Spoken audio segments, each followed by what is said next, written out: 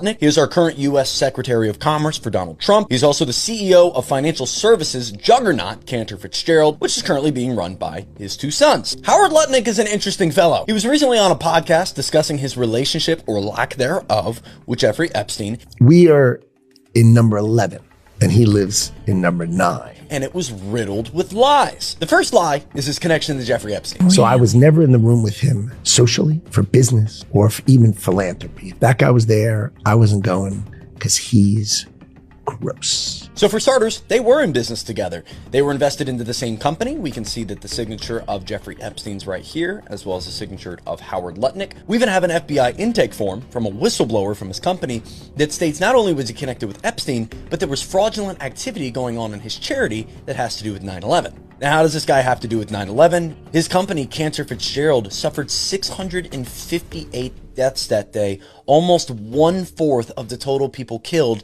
on 9/11. Now, Howard would narrowly escape the 9/11 attacks, blaming his wife for pressuring him to bring his son to their first day of kindergarten, which is interesting because we have multiple sources that say this from the nyc.gov website. The 2001-2000 school year opened citywide for high school students on Wednesday, September 5th, and elementary school the following day. He also does a lot of business with Larry Silverstein, famously the gentleman who put on a 99-year lease agreement on the Twin Towers about 2 months before the attack. Larry also built and owned World Trade 7 that he bought in 1987. Multiple executives also state that from the $135 million payout that was given by American Airlines, that Mr. Lutnick pocketed anywhere between 15 to 25 million of those dollars for himself. But we're not even close to done on this guy, because his sons that are currently running Cantor Fitzgerald are the ones who actually bet against the very tariffs that Mr. Lutnick is involved with Donald Trump. Cantor Fitzgerald and co. say that they have the capacity to buy the rights to hundreds of millions of dollars in potential refunds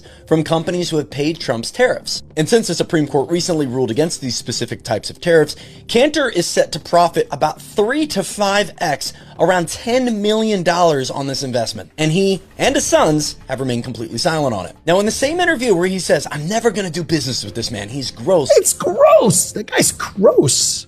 Right with my wife. Like, he's gross. The guy's gross. He also mentions that he bought a property in 1998 that happened to be next door to Jeffrey Epstein, officially moving in 2005. So we rebuild our house. We move in 2005. But this is yet another lie simply by omission, because he knows exactly who he bought that property from, and the fact that he didn't truly buy it because he didn't buy it at market value. In 1988, Sam Conversion Corp., formed by Les Wexner, buys 11 East 71st Street. Here's the deed between Sam Conversion Corp., written out for 1988. In 1992, the home was transferred to a trust named 11 East 71st Street, the property address, and that trust was run by Jeffrey Epstein. December 1992, Jeffrey Epstein, trustee of the 11 East 71st Street Trust, being transferred in consideration for $10, and here's the address of the property. And it just so happens that the address for Sam Conversion and for Jeffrey Epstein's trust of 11 East 71st Street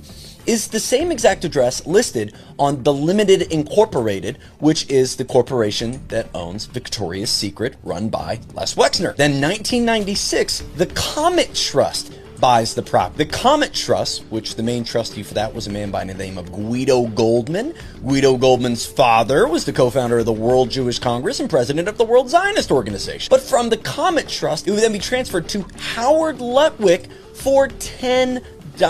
Here's the address, here's the $10, and here we can see Guido Goldman of the Comet Trust going to Howard Lutnick, the home right next to Jeffrey Epstein. The notary to the deed of what was both Epstein and Howard Lutnick's property at 11 East 71st Street, because yes, Epstein owned that property before Lutnick owned that property. It was transferred to Epstein for just $10 in 1992. Epstein passed the deed to a Comet Trust in 1996, again for just $10, of which a Guido Goldman was a trustee, the son of one of the founders of the World Jewish Congress. And then it was passed to Lutnick in 1996 for, again, just $10. Who notarized the deed transferring this property from Jeffrey Epstein to the Comet Trust in 1996? A Gary Pollard. A Gary Pollard just so happened to be in the perfect spot at the perfect time to record the perfect shot of the South Tower collapsing on September 11th, 2001.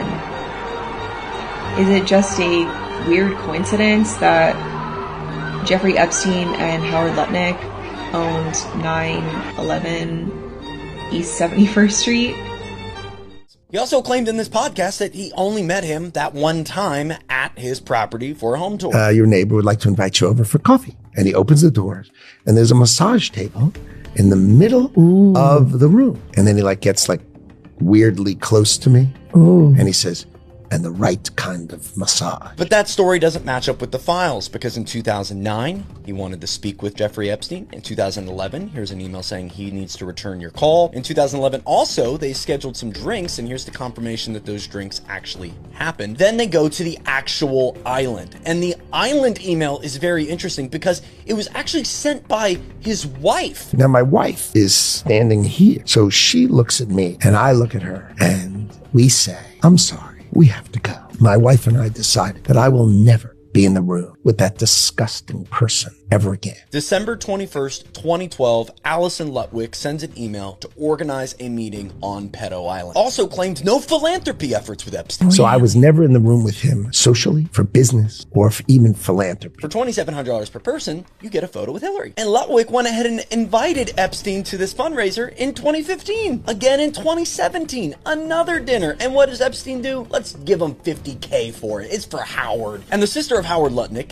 Edie Lutnick, was one of the founding citizens of Terramar. Terramar being a philanthropy, quote-unquote, project that was run by Ghislaine Maxwell. Fergie, seen here with Ghislaine Maxwell, is the ex-wife of Prince Andrew. She owed Epstein money. She had emails saying, my love and gratitude for you. You're the brother I always wished for. Now, Howard knew Fergie. And to my understanding, they're still close because Fergie still follows Howard on Instagram. And Howard, only following 146 people, also follows Sarah. They're mutuals. Sarah frequented the World Trade Center, with floors 101 to 105 being where Cantor Fitzgerald was housed. And Miss Fergie here was supposed to be in World Trade Center 1 on the morning of September 11th, 2001 at the 101st floor, but happened to not make it due to traffic. Here's another email with Epstein discussing Cantor Fitzgerald and Mr. T, whoever that is. Was able to find the term sheet they're referencing in that email. Again, Mr. T. And after stating he had no contact with him after this one meeting,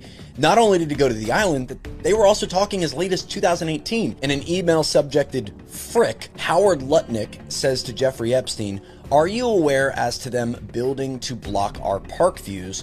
What should we do about it? Even though the two is redacted, we're able to find the other email, and in his very long-handed communication style says, no, I was not. And then we found the article for the Frick property they were discussing that was going to potentially block their view. Yeah.